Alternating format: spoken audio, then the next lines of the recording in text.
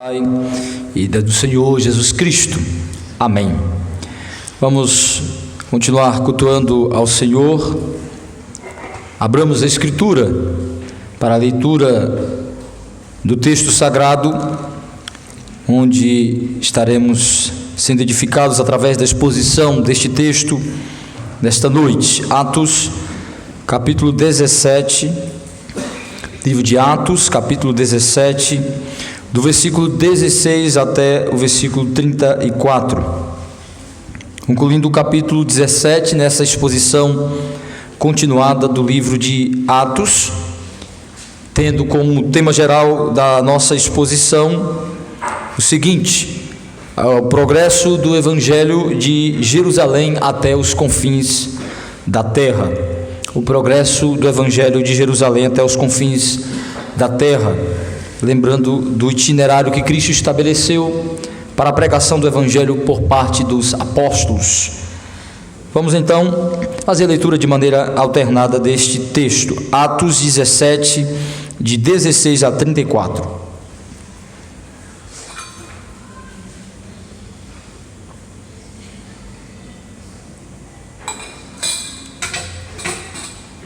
Leiamos a palavra do Senhor.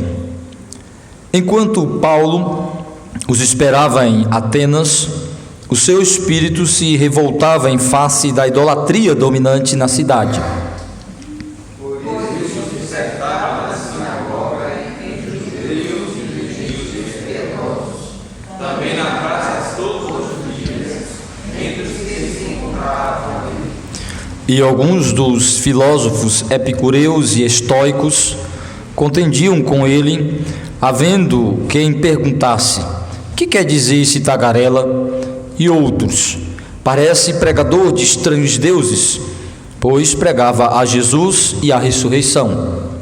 Então, tomando consigo, levaram a Gabriel, dizendo: podemos saber que nova doutrina é essa que ensinas?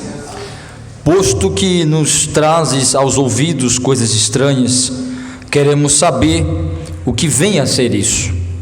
Pois todos de Atenas e os estrangeiros residentes de outra coisa não mudavam, senão dizer o ouvir as suas novidades. Então Paulo, levantando-se no meio do Areópago, disse: Senhores atenienses, em tudo vos vejo acentuadamente religiosos. Porque passando e observando os objetos de vosso culto, encontrei também um altar no qual está escrito: ao Deus desconhecido. Pois esse que adorais sem conhecer é precisamente aquele que eu vos anuncio.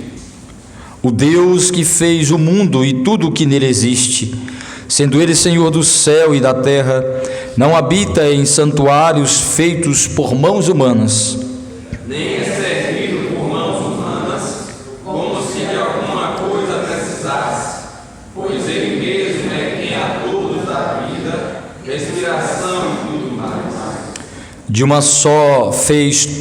um só fez toda a raça humana para habitar sobre toda a face da terra, havendo fixado os tempos previamente estabelecidos e os limites de sua habitação. Para buscarem a Deus, que cobertura da terrânea possam achar, bem que não está longe de cada um de nós. Pois nele vivemos e nos movemos e existimos, como alguns dos vossos poetas têm dito, porque dele também somos geração.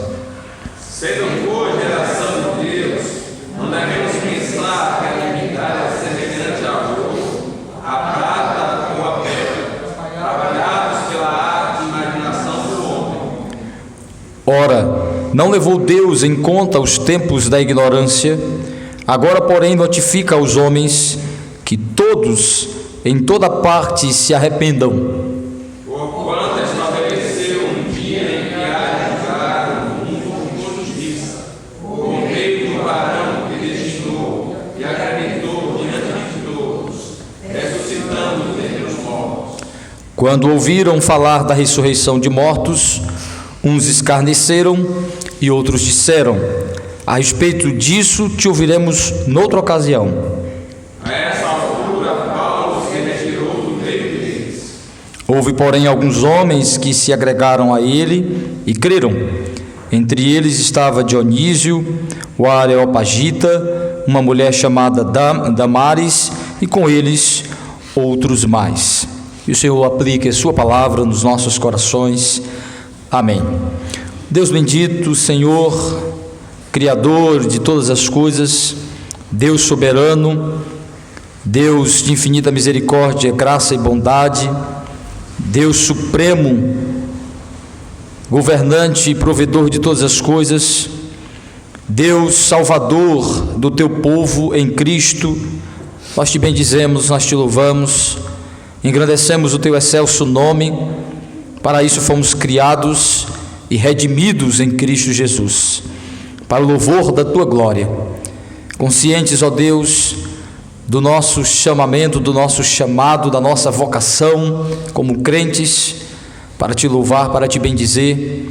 Nos achegamos nesta hora, nos colocamos diante do Senhor para cultuá-lo, mas também, ó Deus, para ouvir a tua voz, para sermos instruídos pelo Senhor, para sermos fortalecidos no poder que há em Cristo Jesus e na sua obra, para sermos fortalecidos, alimentados, nutridos em nossa fé, em nossa vida espiritual, capacitados, instrumentalizados pelo Senhor para o teu serviço, para a tua obra, para as nossas atividades, para cumprir os nossos papéis que visa promover o reino do Senhor através de cada esfera e área da nossa vida, em cada circunstância e atividade que o Senhor colocou nas nossas vidas.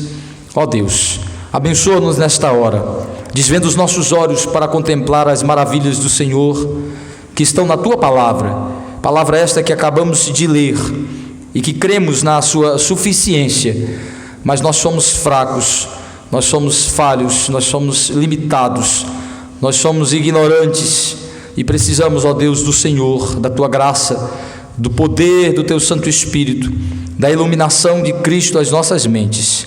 Em nome dele que nós te oramos. Amém.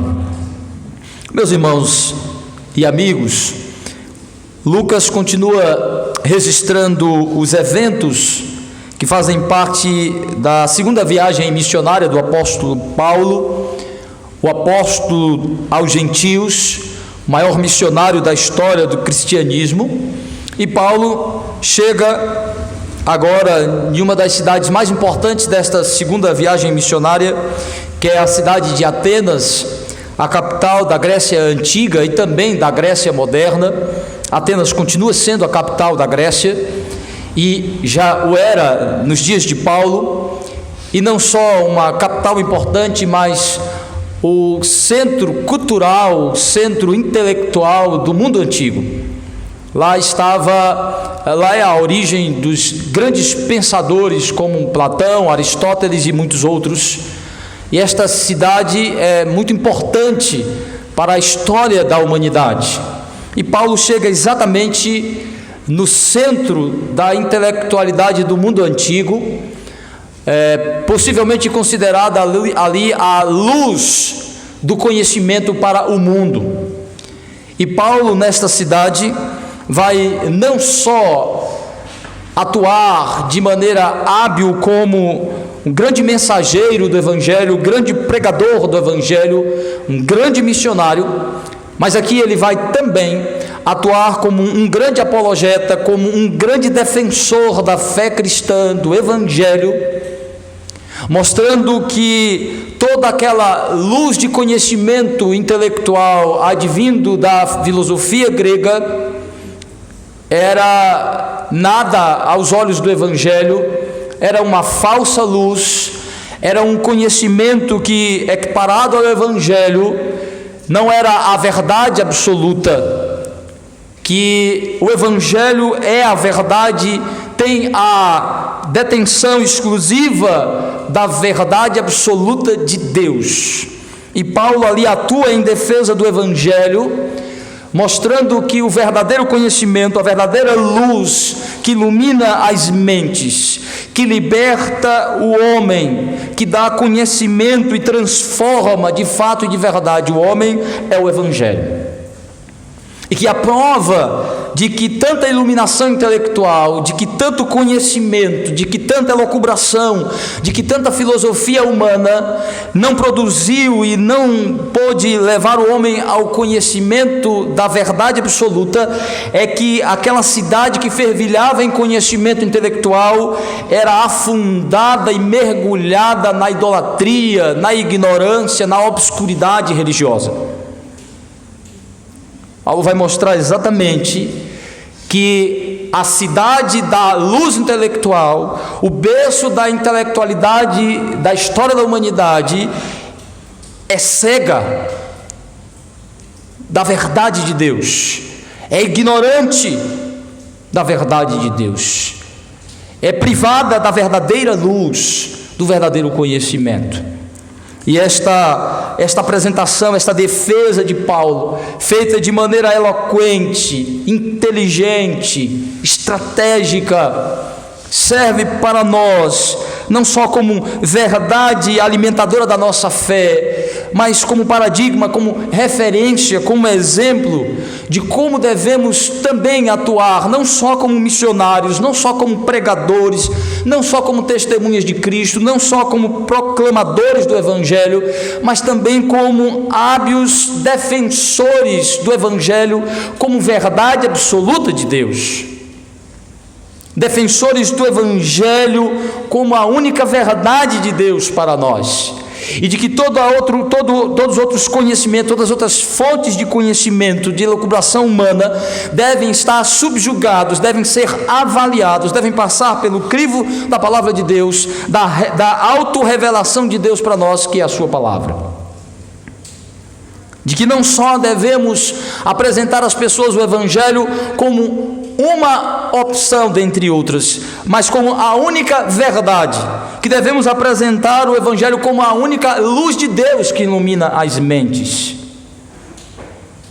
e que toda outra forma de conhecimento e de atividade intelectual deve ser avaliada, deve ser analisada, deve ser julgada pelas Escrituras, pelo Evangelho.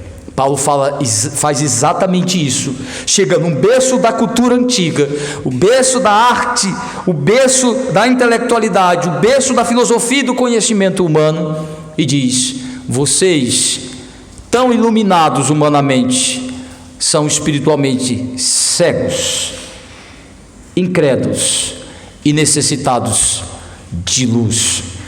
Então Paulo, nesta sua passagem por Atenas, deixa para nós um grande exemplo de como atuarmos não só em proclamação do Evangelho, mas em defesa do Evangelho, mostrando aonde está a ignorância, a falha da mente humana quanto ao seu conhecimento fora de Deus, fora do Evangelho.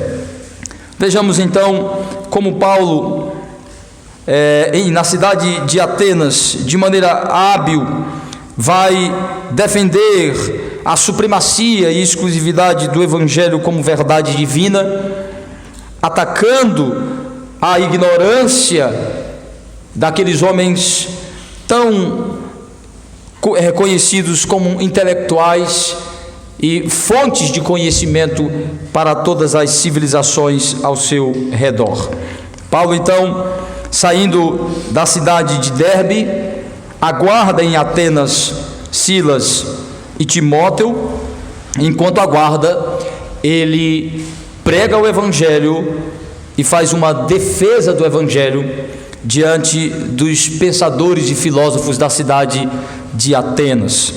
E com isso Paulo vai nos mostrar como devemos confrontar biblicamente a idolatria e toda a expressão pagã da cultura ímpia, dos homens ímpios. Como nós devemos atuar em defesa do Evangelho, mostrando como toda a expressão cultural do homem fora de Deus demonstra uma necessidade de conhecer ao Senhor, ou seja, está atrelada à sua idolatria. É óbvio, meus irmãos, que nem toda expressão da cultura ímpia deve ser rejeitada por nós, mas toda a expressão cultural dos homens ímpios está de alguma forma misturada com a sua idolatria. E como lidarmos especificamente com isso? Paulo nos ensina que, mesmo reconhecendo a graça comum de Deus, reconhecendo a preservação da imagem e semelhança do Senhor, reconhecendo a preservação da bondade de Deus no mundo, os homens estão mergulhados na idolatria, que os homens precisam conhecer a Deus, serem libertos de sua falsa religiosidade e conhecer ao Senhor através do Evangelho, e que precisamos detectar isso e como lidar com isso. Vejamos a primeira expressão que Paulo nos ensina ao lidar com a idolatria do berço da intelectualidade do mundo antigo, Atenas, na Grécia. E a primeira expressão é da rejeição explícita que Paulo demonstra a idolatria manifestada naquela cultura. Com isso, Paulo nos ensina que o cristão deve demonstrar total revolta e rejeição a toda expressão de idolatria da cultura ímpia. Toda a idolatria que se manifesta através da cultura humana deve ser rejeitada por nós. Vejamos então como Paulo faz isso ao chegar em Atenas. Como nós já dissemos, Paulo passou pela cidade de Tessalônica, lá foi perseguido pelos judeus ímpios, então ele fugiu para a cidade de Derbe, lá de Bereia, perdão. Lá em Bereia, Paulo pregou o Evangelho, foi mais acolhido pelos judeus e gentios da sinagoga onde ele pregou, mas também foi perseguido pelos judeus que saíram de Tessalônica para perseguir Paulo em Bereia. Daí Paulo mais uma vez foge e chega na cidade de Atenas. E em Atenas ele aguarda a chegada de Silas e de Timóteo. Enquanto ele aguarda, diz o texto, que ele começa a pregar o Evangelho, visita uma sinagoga. Parece que não há muito progresso. Lucas não está preocupado em detalhar o que aconteceu na sinagoga, mas parece que não há muito progresso em relação à pregação do Evangelho. E Paulo passa a pregar nas praças e nas ruas da cidade de Atenas, e a debater, e a discutir, e a defender o Evangelho frente aos conceitos filosóficos predominantes na cidade de Atenas. Havia muitas escolas filosóficas, apesar de duas serem citadas, mas essas duas são apenas citadas, mas não são as mais importantes. A escola de Platão, que aqui não é citada, a aristotélica, que aqui não é citada, mas Paulo cita, Lucas cita provavelmente aqueles com quem Paulo mais debateu, mais teve embate, que é alunos da escola dos epicureus, uma escola muito importante dos epicureus e dos estoicos, muito influenciadora daquela cultura, mas não as mais importantes. Diz assim o texto, veja a partir do versículo 16: enquanto Paulo esperava em Atenas, o seu espírito se revoltava em face da idolatria dominante da cidade. Veja que a primeira informação que Lucas dá de como Paulo reagiu ao observar a cidade de Atenas. É óbvio que alguns comentaristas dizem que Paulo não poderia demonstrar mera admiração às expressões artísticas e culturais de Atenas. Atenas fervilhava manifestações culturais, haviam muitos templos, muitas arquiteturas, muitos monumentos, óbvio que a maioria deles dedicado aos deuses gregos, mas nem todos tinham expressões religiosas imediatamente. Havia muitas expressões artísticas das mais variadas. É óbvio, Paulo não é um turista comum, Paulo não é um mero consumidor de arte, mas é óbvio que Paulo reconhece as expressões artísticas das culturas em geral. Mas por que Paulo não está, de alguma forma, impressionado e preocupado em demonstrar a sua impressão quanto à arte daquela cidade berço da cultura e da civilização? Apesar de ter muitas coisas a se admirar, que o que mais chama a atenção não é porque simplesmente Paulo está ali na posição de missionário, não é porque a missão maior de Paulo é pregar o Evangelho. Claro que isso tem o seu papel, não é só porque Paulo está engajado prioritariamente em pregar o Evangelho, mas é a reação que deveria ser de Paulo e de todos os crentes como crente. Ao perceber a expressão idólatra nas culturas pagãs, isso demonstrar revolta, ódio, repulsa, rejeição da nossa parte. Essa expressão revoltava-se em seu espírito, mostrava o quanto ele ficou incomodado, abatido, triste ao ver tanta expressão pagã no lugar onde se tinha tanto conhecimento, onde se tinha tanta iluminação e debate, onde as pessoas debatiam, onde as pessoas gastavam tempo, segundo o texto, ao discutir as novidades, ao debater os assuntos que faziam parte do dia a dia, pessoas que buscavam conhecimento, que havia liberdade de expressão e de debate, liberdade vigiada, nós vamos ver, mas havia. Então essa cidade onde se tinha liberdade de se debater, liberdade de se expressar, onde se buscava conhecimento, da onde surgiam os maiores pensadores do mundo antigo, como Platão e outros, Paulo ficou revoltado em ver que tanto conhecimento estava se expressando em tanta ignorância religiosa. Ele ficou revoltado em ver que a atividade intelectual do berço da intelectualidade do mundo moderno, daqueles dias, era mergulhado na obscuridade religiosa. Ele viu muitos templos. Alguém já escreveu que era mais fácil encontrar um templo na cidade de Atenas do que um homem, para vocês verem como a cidade era cheia de templos, de monumentos, imagens dedicadas aos deuses do panteão grego. E Paulo, ao observar tudo aquilo, ele ficou revoltado, indignado.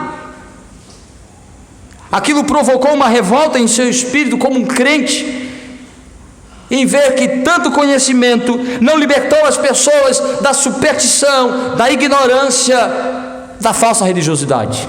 Pelo contrário, aquele lugar tão iluminado de conhecimento humano, se traduzia este conhecimento na produção de falsa religiosidade, ou de uma pluralidade religiosa. Talvez eles se vangloriassem de que o conhecimento produziu experiência com toda forma de expressão religiosa. Talvez ele se vangloriasse porque ali se dava liberdade de se manifestar toda forma de religiosidade que já se tinha descoberto até então, a ponto de terem um templo dedicado a um Deus que ainda não havia sido conhecido, que na realidade era uma forma de mostrar que eles ainda estavam em busca de conhecer mais. Não que aquele templo era dedicado ao Deus de Israel, mas era um templo que mostrava o quanto aquelas pessoas viviam em busca de conhecer mais, de conhecer uma novidade. Então havia um templo dedicado a algo que ainda não se havia descoberto. Paulo aproveita isso como ponto de contato. Mas ao ver a expressão religiosa, pagã, idólatra daquele berço intelectual, Paulo se revolta, Paulo fica indignado, seu espírito se revolta frente a tanto desperdício de conhecimento, a tanto desperdício de graça comum, de bênção de Deus, de privilégios, para aquela cultura, para aquele povo. Então ele demonstra sua revolta ao ver que as bênçãos de Deus, a graça comum de Deus, dada àquela civilização, se transformou em revolta contra Deus, em rejeição ao Deus verdadeiro, em cegueira e ignorância. Então a expressão idólatra da cidade de Atenas revoltou Paulo. Indignado, decidido em demonstrar sua indignação, diz o texto, versículo 17. Por isso ele dissertava na sinagoga, entre os judeus e gentios piedosos, também na praça, todos os dias entre os que se encontravam ali. E alguns dos filósofos epicureus e estoicos contendiam com ele, havendo quem perguntasse: que quer dizer este tagarela? E outros: parece pregador de estranhos deuses, pois pregava Jesus e a ressurreição. Então, tomando consigo, levaram ao Areópago, dizendo: poderemos saber que nova doutrina é essa que ensinas? Posto que nos trazes aos ouvidos coisas estranhas, queremos saber o que vem a ser isso. Pois todos de Atenas e os estrangeiros residentes de outras coisas não cuidavam, senão dizer ao ouvir as últimas novidades. Então, veja, Paulo, revoltado, indignado, ao ver a idolatria expressa na cultura daquela cidade tão importante para o mundo da época, ele passa a debater, ele passa a discutir, a falar sobre isso. Diz o texto que ele vai para as sinagogas e começa a falar sobre isso, como a idolatria era predominante naquele lugar, como a ignorância, a pluralidade religiosa, como o politeísmo era tão forte, como uma religiosidade supersticiosa era dominante naquele lugar, visto que os próprios filósofos consideravam a religiosidade, a superstição na religiosidade, um sinônimo, um sinal de ignorância, de pequenez intelectual. Então Paulo começa a discutir, a falar sobre isso, a expressar sua rejeição, sua revolta ao ver a idolatria naquela cultura, que supostamente deveria demonstrar uma elevação, uma grandiosidade, uma expressão religiosa mais grandiosa por tamanho do seu conhecimento filosófico. Porque supostamente a filosofia liberta da ignorância, liberta da superstição. Pelo contrário, o berço das grandes escolas filosóficas do mundo se manifestava na ignorância, na cegueira espiritual, na falta de conhecimento da verdade absoluta de Deus. Então Paulo começa a debater e falar nas praças e chamar a atenção. Paulo começa a pregar o evangelho, dizer: olha, eu vos anuncio Jesus. Começa a falar a respeito de Jesus Cristo, da sua morte, de sua ressurreição. Este conteúdo do evangelho começou a chamar a atenção das pessoas, principalmente dos filósofos, dos debatedores, daqueles que se ocupavam em debater assuntos intelectuais, a debater assuntos de novidade do dia a dia, diz o texto, que eles gostavam disso. E então viram o conteúdo de Paulo em algo que eles nunca tinham ouvido falar. Isso chamou a atenção, mas de alguma forma os inquietava, porque Paulo falava de coisas que eles nunca ouviram falar. Paulo não tinha como citar a lei para eles, pois eram ignorantes da lei de Moisés. Paulo faz referência à lei como o ponto de partida para afirmar as suas verdades, falando sobre Jesus Cristo, sobre a sua morte, sobre sua ressurreição. Ele diz que os alunos das escolas dos estoicos e dos epicureus, eles então debatiam com Paulo e perguntavam: o que isso significa? O que ensinamento é esse? Quem é esse Jesus? O que é essa ressurreição? o Evangelho se tornando algo estranho a tudo aquilo que eles já ouviram falar e debater quanto a conhecimento humano, quanto a conhecimento religioso. O Evangelho diferia, as verdades do Evangelho se demonstravam totalmente diferentes, mostrando então que Paulo não chega partindo de um ponto comum. Paulo não chega dizendo que eles estão certos, ele só quer apresentar um ponto de vista diferente. Paulo começa mostrando algo que é totalmente inverso, contrário àquilo que eles acreditavam. Paulo não parte de um ponto em comum, de uma zona em comum, em conforto. Paulo parte do princípio de que aquilo que ele vai anunciar é totalmente outro, é contrário. Falando a respeito de Jesus, de uma divindade única, de um ser único, de um Deus único, de uma religiosidade monoteísta, exclusivista, de um Deus supremo, exclusivo, único, que se revelou inicialmente ao povo de Israel e que agora está se revelando aos gentios através do Evangelho de Jesus Cristo.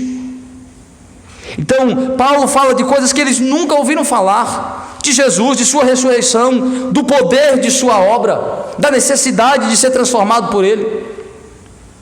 E aí o texto diz que estes que debatiam com Paulo e que perguntavam o que isso significa, levaram Paulo ao Areópago. Alguns dizem que o Areópago era o lugar onde se debatia, era o lugar específico de debate. Mas o fato é que nos dias de Paulo, o Areópago, que já havia servido como lugar de adoração e de culto, era o lugar onde o magistrado daquela cidade se reunia. Era uma corte, um concílio que se reunia para jurisdicionar sobre as atividades educacionais e religiosas. Eles jurisdicionava e fiscalizava sobre o que se ensinava naquele lugar. Então, na realidade, eles convocaram Paulo para prestar esclarecimentos à corte que julgava sobre o que estava sendo ensinado, se poderia continuar sendo ensinado, se não iria contrariar os ensinamentos e as verdades aceitas na cidade de Atenas. Apesar de ser uma pluralidade, apesar de se praticar uma liberdade de expressão, ela era fiscalizada, ela era supervisionada, havia uma limitação. Então, o Areópago é onde o concílio desta cidade, o magistrado desta cidade, julgava o que estava sendo ensinado para autorizar ou desautorizar a continuação deste ensino. Então Paulo vai como alguém que está explicando o que ele estava ensinando, para que eles soubessem se ele não estaria ensinando algo que traria algum tipo de prejuízo para aquela cidade. Então, na realidade, o Areópago é o lugar onde Paulo vai explicar o seu ensinamento, o que é que ele estava ensinando. Então, a primeira coisa que o texto mostra para nós é como a idolatria revoltou Paulo. Paulo não ignorou a idolatria para apreciar as expressões artísticas dos ímpios. O que significa isso?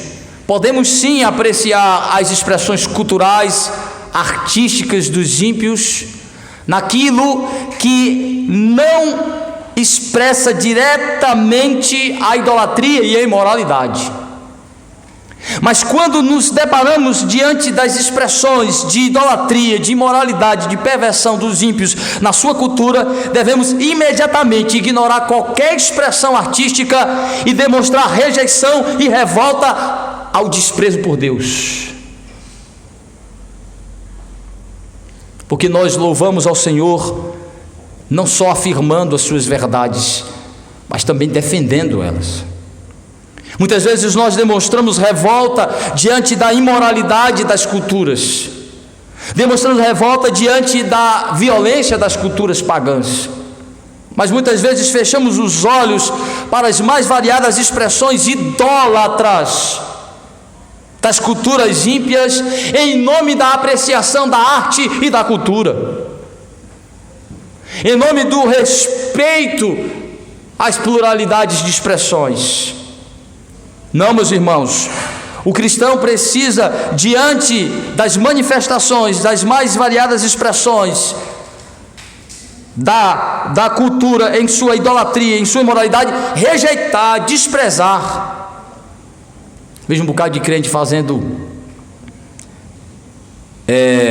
seu tour, sua viagem turística para certos lugares, aí chega diante das expressões idólatras, e sem nenhuma expressão de revolta, está lá, tirando foto. Olha aqui, estava não sei aonde, olha aqui, não sei o que. Paulo mostra para nós que antes de qualquer admiração ao lampejo da graça comum de Deus na mente ímpia, precisamos primeiro mostrar nosso desprezo ao seu desprezo por Deus, a sua rejeição por Deus, e assim estaremos mostrando nosso amor pelo Senhor, nosso louvor pelo Senhor. E Paulo mostrou exatamente isso, sua rejeição como crente, seu ódio como crente, aquela expressão idólatra tão explícita naquela cultura. Primeira coisa, não importa como a idolatria se expresse, devemos sempre rejeitá-la, devemos sempre odiá-la. Paulo diz: fugir da idolatria. Toda forma de idolatria deve ser rejeitada, odiada por nós, desprezada por nós. E não só na cultura pagã, mas no meio evangélico, no meio cristão também. Toda forma de expressão idólatra, que é uma ofensa a Deus, que é um desprezo a Deus, que é um ataque a Deus. Deus não é só atacado nas práticas imorais, mas nas práticas idólatras também, e muito mais. Às vezes as questões morais nos ofendem, mas as questões religiosas não nos ofendem. Deveria nos ofender tanto quanto. Deveria ofender a nossa fé, nosso zelo por Deus, tanto quanto. Então Paulo ensina que diante das expressões idólatras, da obscuridade da mente humana diante da cultura, devemos rejeitá-las, todas. Mas a segunda coisa que Paulo mostra para nós, como cristão, que devemos afirmar com as Escrituras a supremacia e exclusividade do Deus da Bíblia como Criador, sustentador e consumador de todas as coisas. Devemos mostrar a supremacia e exclusividade de Deus, como a Bíblia diz. Não só rejeitar a idolatria, mas dizer por que a idolatria é errada. Por que a crença em outros deuses, porque a crença fora de Deus é falsa, porque há uma supremacia, há uma exclusividade de Deus como Criador, provedor e consumador de todas as coisas. Não é só das coisas dos crentes, não é só da igreja, não é só o Deus de Israel. O Deus de Israel é o Deus do mundo. O Deus dos cristãos é também o Deus dos pagãos como Criador, como Senhor supremo, como governante, como juiz eterno. E Paulo fala sobre isso quando ele é levado ao Areópago para explicar o que é que ele ensinava, qual era a sua crença. Diz o versículo 22: Então Paulo, levantando-se no meio do Areópago, disse: Senhores atenienses, em tudo vos vejo acentuadamente religiosos, porque passando e observando os objetos do vosso culto, encontrei também um altar no qual está escrito: ao Deus desconhecido. Pois esse de quem adorais, sem conhecer, é precisamente aquele que eu vos anuncio, o Deus que fez o mundo e tudo que nele existe, sendo ele Senhor do céu e da terra. Não habita em santuário feitos por mãos humanas, nem é servido por mãos humanas como se de alguma coisa precisasse, pois ele mesmo é quem a todos dá vida, respiração e tudo mais. De um só fez toda a raça humana para habitar sobre toda a face da terra, havendo fixado os tempos previamente estabelecidos e os limites da sua habitação, para buscarem a Deus, se porventura tateando possam achar, bem como não está longe de cada um de nós, pois nele vivemos, nos movemos e existimos, como alguns de vossos poetas têm dito, porque dele também somos geração. Então Paulo é levado ao Areópago para, diante do concílio, diante do magistrado, explicar seus ensinamentos, para que eles pudessem avaliar se havia algum tipo de ameaça à cultura ateniense. E Paulo começa a dizer: olha, o que é que eu estou ensinando? Eu estou ensinando a respeito de um Deus que vocês não conhecem, porque eu vejo que vocês são muito religiosos, mas vocês são um tipo de religiosos que praticam uma religiosidade supersticiosa. Vocês são supersticiosos. Essa expressão de Paulo, acentuadamente religiosos, é um tipo de ofensa. Paulo está dizendo assim: vocês são negativamente religiosos, vocês praticam uma religião ignorante, vocês não conhecem a verdade absoluta, vocês não conhecem o verdadeiro Deus, vocês reproduzem práticas religiosas ignorantes. Está aí a ideia. Eu vejo que vocês são muito religiosos, mas supersticiosos, que praticam uma religiosidade ignorante. Como é que eu posso afirmar que Paulo está dizendo isso? Porque ele vai dizer: eu vou apresentar a vocês um Deus que vocês não conhecem. Apesar de ter um espaço reservado a uma nova deidade, a uma nova divindade, a uma nova religiosidade, eu digo que vocês, ainda que conheçam algo novo, se não conhecer o que eu vos anuncio, vocês continuam sendo ignorantes religiosamente. Porque o Deus que vou apresentá-los é o único, é o verdadeiro. Aí ele começa: porque passando e observando os objetos do vosso culto, eu encontrei altares dedicados a todos os deuses que se conhece, e ainda um espaço reservado a um novo. E Paulo aproveita isso, não dizendo que aquele lugar havia ser reservado ao Deus de Israel, ao Deus dos cristãos, mas que ele aproveita a busca, o interesse, este ponto de contato, dizendo, como eles vai mostrar assim: vocês não são interessados em conhecer algo novo, vos apresento algo novo. Porém este algo novo não é mais um dentre tantos, é o único. Então o que é que Paulo está fazendo aqui? Paulo não está simplesmente apresentando um outro ponto de vista da religiosidade. Paulo está apresentando a única verdade, a supremacia do seu ensinamento, de que ele está falando de algo que aqueles homens não conheciam e por isso os tornava ignorantes. Paulo diz: vou falar de um Deus que vocês não conhecem e não podem conhecer fora do Evangelho. Aí ele diz: tem um lugar reservado a este Deus desconhecido. É aí versículo 24: e o Deus é aquele que eu vos anuncio. O que Paulo está dizendo? Ele está dizendo que esse Deus que ele anuncia, este que anuncia, é aquele do espaço vazio dedicado? Não, daquela expressão ao Deus desconhecido. Ele aproveita essa nomenclatura, essa expressão, Deus desconhecido, para dizer: o Deus que eu vos apresento é desconhecido para vocês, mas agora vos anuncio quem é este Deus.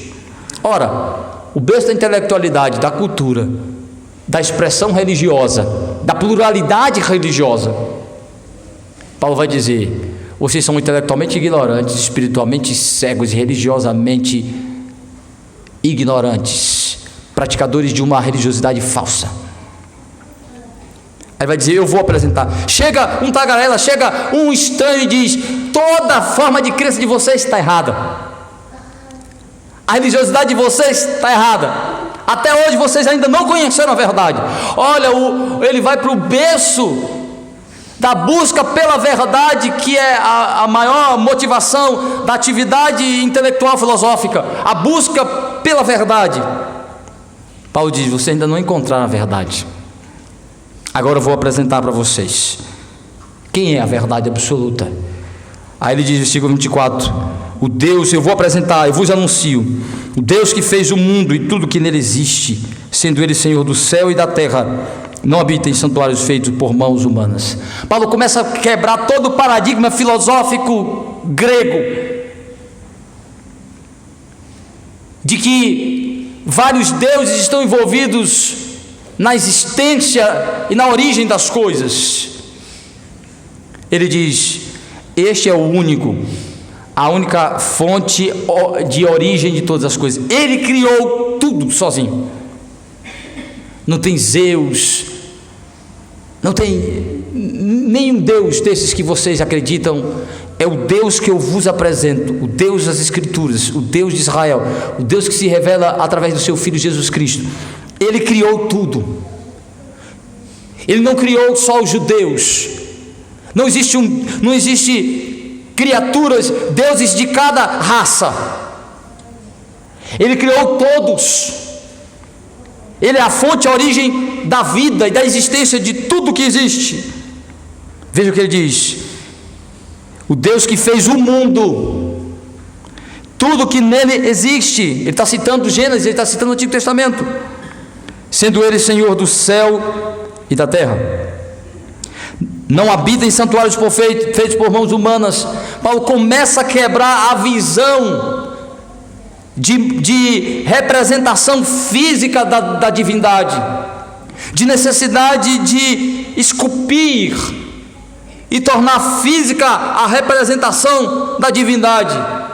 Paulo não está combatendo a ideia a necessidade de templo. Paulo é um judeu de origem. Paulo entende que Deus mandou fazer um templo, mas está dizendo: este Deus não é restringido a um espaço de templo como o ícone que vocês criaram, como a escultura que vocês criaram para representar a deidade que vocês nem conhecem. O Deus que vos apresento não está restrito, recluso, limitado a um espaço físico. Ele habita aí e em todos os lugares. Paulo não diz que Deus odeia templos. Paulo não está falando que Deus não se revelava em Israel, de que Deus não se revela no nosso meio porque a gente está reconstruindo o espaço físico e chamando de templo. Ele não está desprezando o templo, mas mostrando a transcendência de Deus, mostrando que Deus não pode ser descrito na visão religiosa advinda da atividade intelectual dos filósofos gregos, que acreditavam que as divindades se manifestavam através das formas físicas e ficavam restritos a estas formas físicas, retidos por essas formas físicas, se manifestavam através dos ícones e das estátuas a eles dedicados. Paulo diz: o Deus que vos apresento não é retido e transcende a tudo que é físico e criado. Deus, ele fez o mundo, por isso ele transcende a este mundo, mostrando que Deus é totalmente distinto de sua criação, mas é criador. Aí ele está reafirmando sua transcendência, mas sua imanência como criador, seu envolvimento. Mas ele não é servido pelos homens, não precisa de alguma coisa. A religiosidade predominante daquele lugar ensinava que os deuses exigiam oferendas para que eles pudessem se alegrar e abençoar os seus ofertantes, que os deuses precisavam ser acalentados e apaziguados, que aquelas oferendas eram para suprir alguma necessidade da divindade. Eles acreditavam que os deuses de verdade se envolviam com aquelas oferendas, se alimentavam daquelas oferendas, precisavam daquelas oferendas. Ele diz assim: este Deus que vos apresento não precisa de nada disso. O templo, a expressão física, as imagens, as esculturas, os sacrifícios que vocês oferecem, mas Deus não exigiu, para o seu povo exigiu, mas ele não exigiu como quem tem necessidade disso, ele não precisa disso. Ele disse: ele não é servido pelos homens, ele não necessita disso, não é por necessidade que ele exige, pois ele a todos deu a vida, a respiração. Aí ele diz no versículo 25: ele não é servido por mãos humanas como se de alguma coisa precisasse, pois ele mesmo é quem a todos dá vida, respiração e tudo mais. De um só fez toda a raça humana para habitar sobre a face da terra, havendo fixado os tempos previamente estabelecidos no limite da sua habitação. Ele fala da origem do universo, da origem do mundo, da origem da vida humana, dizendo que todos descendem de um único homem, Adão, de que o Adão das Escrituras é o pai humano da humanidade, reafirmando as Escrituras que tudo vem de lá. Então ele está quebrando todas as ideias, as elucubrações, as possibilidades da existência da vida fora das Escrituras. Está reafirmando a exclusividade, a supremacia do ensino das Escrituras sobre como tudo surgiu. Paulo não fica tramitando aí nos conceitos filosóficos da origem da vida, do desconhecido. Paulo reafirma a revelação divina, que tudo surgiu de Deus como Criador, tudo surgiu do Deus de Israel como Criador. Paulo está numa cultura pagã, diante dos filósofos, e dizendo: o Deus das Escrituras, o Deus que eu sirvo, foi Ele que criou a vida. Todos nós surgimos de Adão, de um homem. E Deus não só deu a vida a todos nós, a mim, a você, eu que sou um cristão, Paulo disse, foi Deus que me deu a vida. Você é um pagão, foi este Deus que lhe deu a vida. Não foi Zeus, não foi o Deus dos atenienses, não foi o Deus dos romanos, não foi o Deus dos egípcios. Não, este Deus que eu estou dizendo, Ele deu vida a todos vocês, Ele criou todos nós. A vida humana surge deste Deus a partir do homem que Ele criou, Adão. Paulo reafirma as Escrituras, dizendo: este Deus que criou a vida, que criou a humanidade a partir de Adão, também sustenta a vida. Quebra a ideia de que cada Deus, cada crença, cada lugar é suprido, é abastecido pelo povo, pela sua cultura e pelas suas crenças. De que a fertilidade da terra ali dependia da própria Atena, que era a deusa homenageada na cidade de Atenas. Além de grandes templos suntuosos, havia um dedicado a Atena, e as deusas consideradas como as responsáveis pela fertilidade da terra, pela prosperidade da terra. Aí Paulo disse assim: nada disso, nenhuma deusa, nenhum deus desse a quem se atribui o poder de trazer prosperidade, nada disso vem deles. Vem do Deus que eu estou apresentando a vocês. Vem do Deus que se revela em Cristo. Ele não só criou a vida, Ele sustenta a vida. Vocês que são ignorantes de Deus, vocês que rejeitam a Deus, vocês que estão dando a glória a falsos deuses, vocês precisam de Deus, do Deus que eu vos apresento. Paulo diz assim: de um só fez toda a raça humana para habitar sobre a terra, fixado tempos previamente estabelecidos, limites de habitação, para buscarem a Deus, se porventura tateando possa achar, bem como não está longe de cada um de nós, pois nele vivemos, nos movemos e existimos, como algum de vossos poetas tem dito, porque dele também somos geração. Paulo diz: olha, esse Deus dá a vida, a respiração, Ele mantém a vida. Paulo cita um dos poetas epicureus e ele diz, o próprio poeta de vocês, citando uma poesia, ele diz que nós somos procedentes das nossas divindades, que nós procedemos dos nossos deuses. Paulo diz, ele tem razão quando diz que nós procedemos de uma divindade, mas eles estão errados ao dizer que essa divindade é a divindade que vocês criaram na imaginação de vocês. Procedemos sim da divindade, mas desta que eu vos apresento, o Deus de Israel, o Deus que se revela em Cristo, o Deus do Evangelho, o Deus do cristianismo, é dele que procedemos. E sendo esse Deus, como eu disse, transcendente, este Deus que é criador da vida e sustentador da vida, vocês acham que Ele pode ser representado por coisas que Ele mesmo criou? Ele pode ser restringido, resumido a objetos e matérias que Ele criou? Ele pode ser restrito a ouro, a prata? Ele diz não. Sendo, pois, geração ou criação de Deus, não devemos pensar que a divindade é semelhante a ouro, a prata, a pedra, trabalhados pela arte e imaginação do homem. Reafirmando o mandamento do Senhor, que ele não pode ser reproduzido através de imagens, e dizendo, quando vocês fazem isso, além de estarem desprezando o verdadeiro Deus, estão expressando uma forma de representar a divindade de uma maneira errada, equivocada. Porque se de fato vocês crescem que vocês são oriundos de uma divindade, como é que a divindade pode ser representada por coisas que ele mesmo criou? Por pau. Isaías faz uma expressão muito interessante, a prática de fazer escultura, imagem de escultura. Ele vai dizer quão ingênua e imbecil é a arte de fazer imagem de escultura através de uma madeira. ele diz que aquele indivíduo não consegue perceber que ele pega uma madeira, corta parte da madeira, ele faz lenha e toca fogo. Depois ele pega aquela outra madeira, esculpe e faz uma imagem, se curva diante dela e pede-lhe que ela lhe abençoe. Ele diz: está vendo que a mesma fonte daquela matéria, aquela matéria que produziu fogo para quentá-lo, pode ser um Deus que vai lhe abençoar? Isaías fala isso, Isaías diz isso. Paulo está dizendo exatamente isso. Como pode a divindade, o homem procedendo da divindade, tudo procedendo dessa divindade, ela ser representada por coisas efêmeras que ele criou? Não pode, não pode. Isso é uma condenação não só para os pagãos, não, para nós também.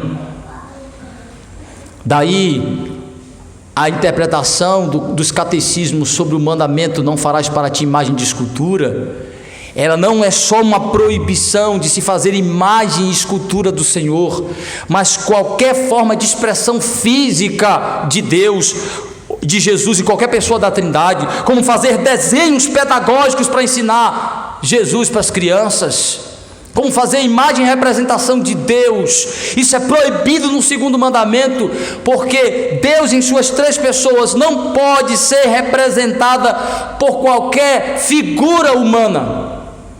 Interessante, eu estava assistindo televisão com minha filha, aí passou um chamado sobre uma apresentação que tinha alguém representando Jesus. Aí ela falou assim: mas pai, não está errado isso não, porque se não pode, olha quanto ela já aprendeu, se a gente não pode desenhar Jesus, como é que um homem pode fazer Jesus? Eu disse: está errado, meu filho, isso aí foi o diabo que inspirou ele. Eu aproveito logo e disse: isso aí foi o cão, foi o gabiroto que inspirou ele, meu filho. Está errado mesmo. A divindade, Deus, não pode ser representado em forma humana. E por que? Aí foi interessante que minha filha disse assim: mas ninguém sabe como era Jesus, porque os discípulos não disse. Verdade, os discípulos não disse, não descreveu a fisionomia de Cristo. Por quê? Porque ele não pode ser representado fisicamente, descrito. Precisamos crer nele como o Deus homem, e os seus valores devem formar o nosso caráter, não suas características físicas. E tentar representar Deus da forma que ele proíbe é idolatria. Essa é a interpretação fantástica do catecismo. Tentar adorar Deus, o Deus verdadeiro, ou representar Deus de forma que ele não sancionou, não autorizou em sua palavra, é praticar idolatria como os pagãos. Idolatria não é só adorar falsos deuses, é também adorar o Deus verdadeiro falsamente, erroneamente, fora das escrituras, sem a sanção bíblica. Não fazendo como alguns, dizendo que o que não está proibido pode ser feito. Não, é o contrário. A Bíblia diz que o que Deus não autorizou não pode ser feito. Eu só posso fazer o que Ele manda, só posso adorar como Ele ordena, eu só posso servi-lo do jeito que Ele ordenou. Façais tudo o que eu vos ordenei, disse o Senhor. O Senhor não disse assim: se eu não disse nada, façam. Ele não disse isso. Ele disse: façai tudo o que eu vos ordenei. Quando o Senhor condenava uma prática pagã, Ele dizia assim: não era porque os pagãos faziam, Ele dizia: é porque eu não vos prescrevi tal ordem, tal prática. Este é o princípio. Só podemos adorar a Deus da maneira que Ele ordena. Então é isso que Paulo está preocupado em dizer para aquelas pessoas: olha, defender a supremacia de Deus como Criador da vida, sustentador da vida e consumador da vida. Ele diz assim: Ele criou e sustenta tudo para que, ainda que na nossa ignorância pudéssemos reconhecê-lo, tateando, cego, Ele exige que vocês o reconheçam. Reconheça que Ele deu a vida a vocês, sustenta essa vida, vocês deveriam adorar Ele. Agora veja o que Paulo diz sobre o que Deus pensa sobre a idolatria, sobre o que Deus pensa sobre a falsa religiosidade. Deus pensa que eles precisam ser corrigidos, que eles precisam abandonar sua prática, que eles precisam ser responsabilizados em viverem roubando a glória de Deus. Porque Deus exige que os homens reconheçam sua origem divina, reconheçam sua providência e sustento divino. Ele diz: para que porventura pudesse, tateando, achá-lo. Por quê? Porque Deus, que criou todas as coisas e sustenta todas as coisas, exige que o reconheçamos, o adoremos. Aqui Paulo, em outras palavras, está dizendo assim: Ele exige que vocês, que foram criados por Ele, que está sendo sustentado por Ele, possa louvá-lo e adorá-lo, não esses falsos deuses. Vocês deveriam destruir todos esses templos e ter apenas a devoção a este Deus. É isso que Paulo está dizendo.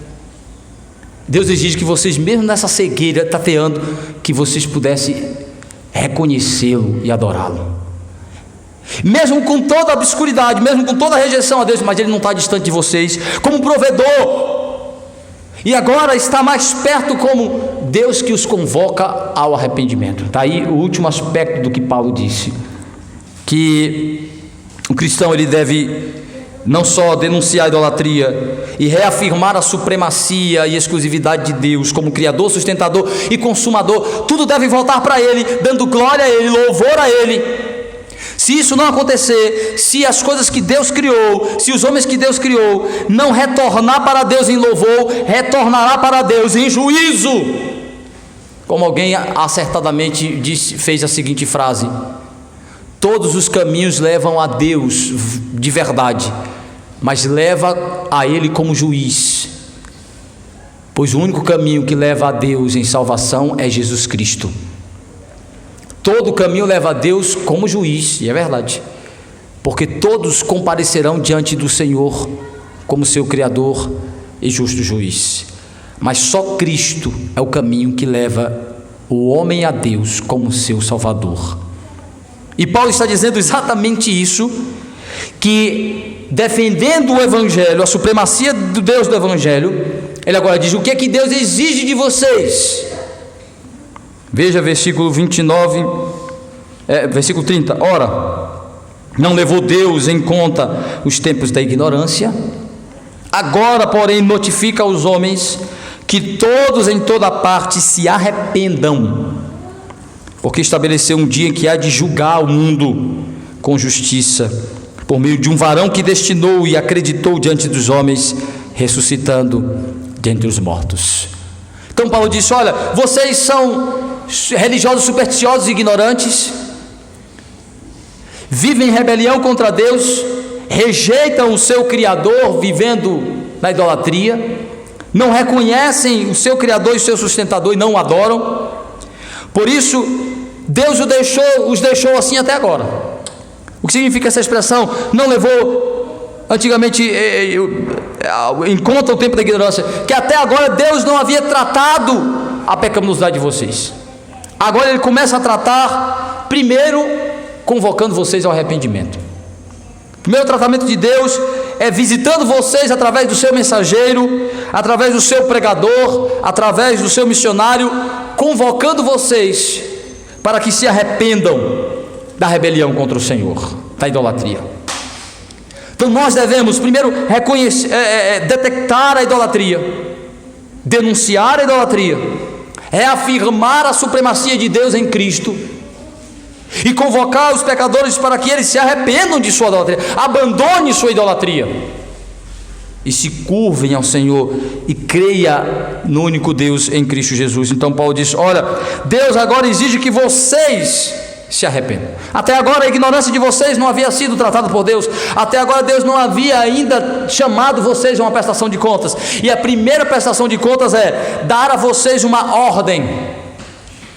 Apesar da palavra ter sido traduzida aqui como notifica, ela não expressa a realidade do texto da palavra grega, que a ideia não é simplesmente dar ciência, não é notificar como dar apenas uma nota de conscientização, é uma convocação. Aqui é um documento oficial, jurídico, é uma convocação do juiz.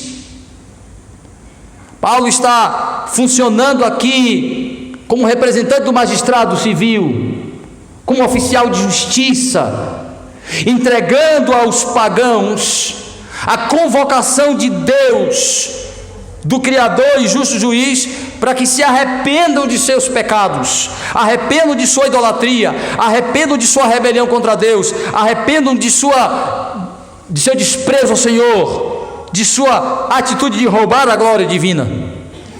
Paulo diz: ele os convoca para que se arrependam e creiam nele, para que vocês não sejam convocados para o julgamento e lá seja condenado. Agora vocês estão sendo convocados para que se arrependam. Então a pregação do evangelho, antes de ser uma oferta, ela é uma ordem. O evangelho, a pregação do evangelho não é Deus dizendo assim: por favor, por misericórdia, gostem de mim, me queiram. Não, é Deus como justo juiz dizendo: arrependam-se, rebeldes, arrependam-se de sua ofensa a mim, de seu desprezo a mim como seu Deus e seu sustentador. É uma convocação do Criador. Então ele diz: arrependam-se, porque Deus já destinou um dia de julgar os homens. Se vocês não se encontrarem com Deus em arrependimento, se encontrarão com Ele em juízo. Então Paulo não ameniza o discurso dizendo assim: olha, no final das contas Deus vai entender que toda expressão religiosa é válida, como estão querendo fazer com a sexualidade, dizendo toda expressão de amor é válido. Vai que é. No dia do juízo, Deus vai mostrar que não são todas as expressões de amor que são válidas. As expressões de amor fora do conceito bíblico de santidade é pecado e vai ser punido. Não, todas as expressões religiosas no final das contas será tolerada e respeitada. Não, as expressões religiosas fora de Cristo serão punidas. Ele diz: porque ele destinou um dia para julgar os homens por meio deste que eu vos anuncio, que ressuscitou, deste varão que ressuscitou. Deus confirmou como aquele que vai sentar no trono para julgar vocês. Então Paulo não está simplesmente apresentando um discurso e uma tentativa de persuasão de conceito pessoal, não. Ele está apresentando a verdade absoluta, que atendê-la ou não tem implicações eternas, de que eles não têm a opção de rejeitar e ficar bem, e de ser respeitado em sua opinião.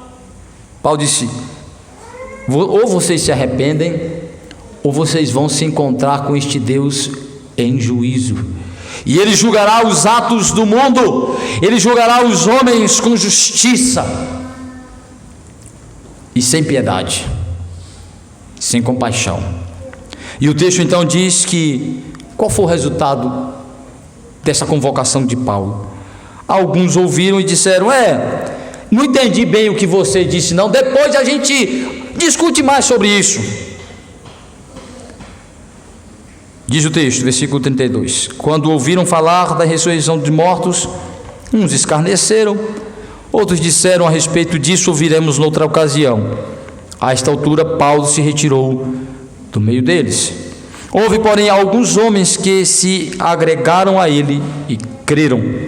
Entre eles estava Dionísio, o Areopagita, uma mulher chamada Damaris,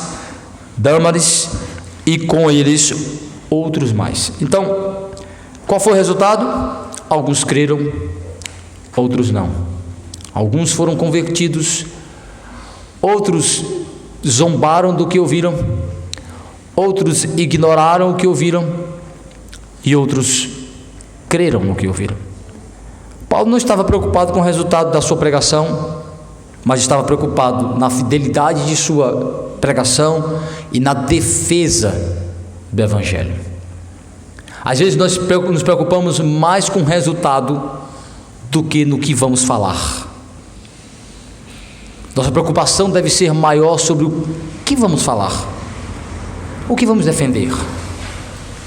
Precisamos defender a exclusividade do evangelho, defender a exclusividade de Cristo, defender a exclusividade do cristianismo, combater toda expressão de idolatria e de rejeição a Deus, e convocar os homens ao arrependimento. E primeiro fazer isso conosco. O maior apologeta é aquele que defende a fé contra ele próprio, contra a sua própria corrupção, que reafirma, que leva a sua fé, a sua crença todo dia para as Escrituras, que testa a sua fé e a sua crença nas Escrituras todos os dias, para ver se ele também não está praticando uma religião idólatra, se ele também não está sendo ignorante, dizendo que conhece a Deus, mas essa verdade não tem lhe transformado. É fácil cairmos no erro dos ímpios, de nos conformar com o conhecimento sem testá-lo, sem avaliar de fato e de verdade sobre aquilo que estamos aprendendo. E Paulo mostra exatamente isso, que precisamos reafirmar a verdade do Evangelho, primeiro ao nosso próprio coração, segundo ao detectarmos todo desvio, toda distorção que encontrarmos diante dos nossos olhos, precisamos combater, rejeitar e reafirmar a palavra do Senhor. Que Ele, pois, nos abençoe. Amém. Vamos orar ao Senhor. Senhor Deus, nosso Pai, graças